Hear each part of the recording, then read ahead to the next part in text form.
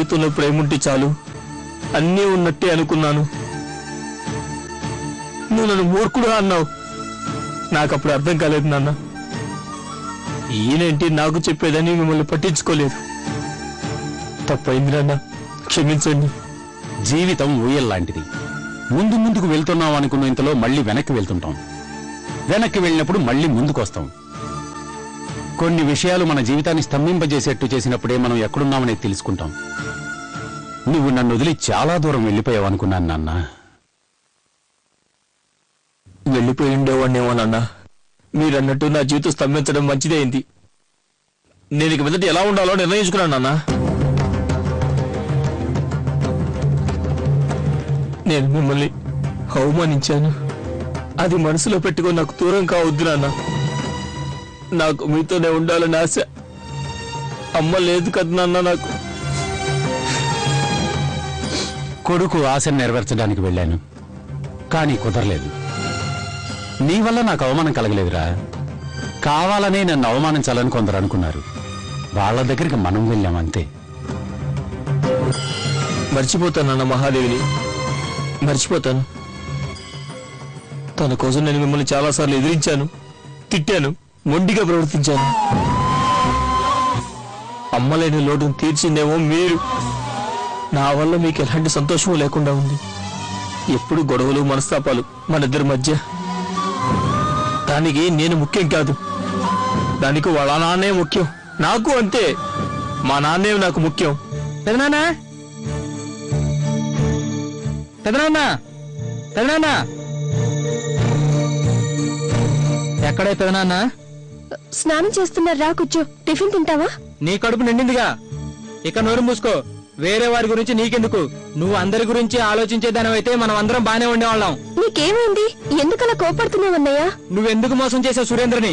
నిశ్చితార్థం తర్వాత పెళ్లి అని నమ్మించి తండ్రి కూతుళ్ళు ఇద్దరూ కలిసి అవమానం చేశారు కదా. ఇప్పుడేమైందో తెలుసా? ఏమైందో చెప్పు. చంప పగలగొట్టాలనిపిస్తుంది, కానీ వదిలేస్తున్నాను. వెళ్ళి పిల్లవే పెదనాన్ని. స్నానం మధ్యలోనే ఆపేసి రమ్మను. చాలా అర్జెంట్ పని ఉంది. మా నాన్నని విడిపించాలి. స్నానం గీనం అన్ని తర్వాత చేయమను. నా తమ్ముడిని ఎందుకు అరెస్ట్ చేశారో కాస్త చెప్తారా? మందాకిని నగల దొంగిలించలేదని మీకు బాగా తెలుసు. ఇంతకు ముందు వదిలేశారు కూడా. ఆయన ఇష్టం వచ్చినట్టు కొట్టారు బావా. దొంగతనం చేశామని మేము ఒప్పుకోవాలిట అంటున్నారు. ఇలా మీరు చేయి చేసుకోవడం పద్ధతిగా లేదు సార్. దొంగిలించారనడానికి ఆధారం కావాలి, లేదా దొంగతనం చేసింది చూసి ఎవరైనా మీకు చెప్పాలి. ఎవరైనా చూసి ఉండాలంటే ఎవరు దొంగతనం చేయరు సదాశివ. దొంగలు ఎంత తెలివి మీరిపోయారో తెలుసు కదా. లా లేదు, ఎకనామిక్స్ లేదు. ఇన్ని రోజులు ఊరికే ఉన్నారు. అదేంటి ఉన్నట్టుండి ఈ కేసు మీద విశేషమైన ఆసక్తి? ఏదో రాజీ అవుతారనుకున్నా, టైం తీసుకున్నారనుకున్నాను, అందుకే వదిలేశాం. ఇప్పుడు మందాకినికి ఇచ్చిన మాట వీళ్ళు తప్పారు. ఎక్కడ మందాకిని? రమ్మనండి. ఆమె వచ్చి వెళ్ళింది. వాళ్ళ ఆయనకు బాగోలేదట. నిజంగానే బాగాలేదా, లేదంటే మీరే కట్టుకథలు అల్లుతున్నారా? ఎక్కువ మాట్లాడితే అన్నదమ్ముల ఇద్దరు లోపలేస్తాను, బట్టలు ఊడదీస్తాను. బాల్యం గుర్తొస్తుంది. మందాకిని మళ్ళీ వచ్చి కంప్లైంట్ ఇచ్చింది, అందుకే వాడిని లోపలేశాను. ఎవరో వచ్చినట్టున్నారు మహాదేవి. సదానంద్ అన్నయ్య వచ్చి వెళ్ళాడు. ఏంటంట అప్పుడే వెళ్ళిపోయాడే? అదే అమ్మా, మందాకిని గారు మళ్ళీ కేసు రీఓపెన్ చేశారట. బాబాయ్ పిన్నిని పోలీస్ స్టేషన్ కి తీసుకెళ్లారట. అందుకే నాన్న కూడా అన్నయ్యతో వెళ్ళాడు. పాపం, మంగళకు ఒకటి పోతే మరొకటి వస్తూనే ఉంటుంది. తన పెళ్ళైనప్పటి నుంచి చూస్తున్నాను. బాగానే ఉందిలే అనుకునే లోపు ఏదో కష్టం వస్తుంది. నాకు పాపం అనిపిస్తుంది. అమ్మా, దీనంతటికి కారణం నేనేనట అలా అని సదానంద అన్నయ్య అన్నాడు. చాలా కోపంగా మాట్లాడాడమ్మా. నా తమ్ముడేం దొంగ కాదు. దొంగతనానికి మీరు ప్రోత్సాహం ఇచ్చినట్టు కాదు కదా.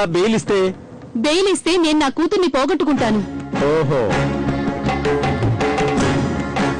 కేశవనాథ్ చుట్ట పొగ మీ ఇంటిని కూడా తాకిందా? మీరు కూడా అలా అంటే ఎలా మేడం? మన దేశానికి వచ్చిన స్వాతంత్రం వెనక్కి వెళ్ళిపోతుంది. అందరూ మీలా ఆలోచిస్తే బ్రతకడానికి స్వాతంత్రం పోతుంది. ప్రళయం ముంచుకొచ్చినప్పుడు మాత్రం మనకేదీ ముఖ్యం కాదు, ప్రాణం ముఖ్యమవుతుంది కదూ. చాలే, ఊళ్ళో ఇక లాయర్లే లేరా? రారా, నువ్వు అదే పనిగా ఏడవకురా. ఏడిస్తే కష్టం తీరుతుందా? కాచాయని కాకపోతే దాక్షాయని రా.